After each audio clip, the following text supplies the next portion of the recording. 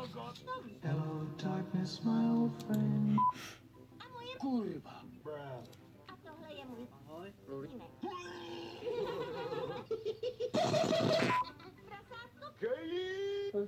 Kurva, to auto je pomalý jak moje IQ. Tak si to neměl kupovat z AAA auto. Držte hubu a jdeme nakoupit nějaký ty proteiny. A proč nemůžeme nakoupit nějaký drogy? Ty vole, to si myslíš, že mají v Kauflandu drogy nebo co jako? Haha, já budu řídit Lambo a ty ne. Ty hajzle, ty se mi budeš tlemit mrtko. Pičo, až si někde seženu ty drogy, tak tě je narvu do análu. Jestli chceš kvalitní matroš, tak musíš do Prahy na Hlavák nebo zavolej Fizimu. A dáš mi na to alespoň nějaký cash. Hovno dostaneš a teď let's go proteiny. A nakoupíme i cash. Ty vole ty prášky, tak i jako nejsou úplně levný.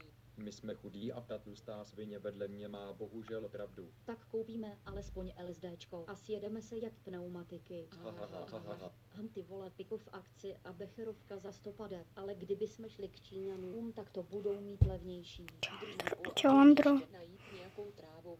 Ty vole, jakou trávu, ale našla jsem hovno v strojobalu. Přesně tohle nám dávají ve školní jídelně. Tak tam ty hovna dej ty vole, jak mi to povídáš, tak jsem na to dostala chuť. Zwei, drei, vier. Ty tlustej špeku, koupili jsme hovna v trojobalu a doufám, že se z toho pobleješ. Jestli se z toho pobleju leda tobě do hlavy, abys tam alespoň něco měla. Ale měli jste sehnat trávu a ne ty vaše tento nonc, ale co už stejnak to budeš žrát ty.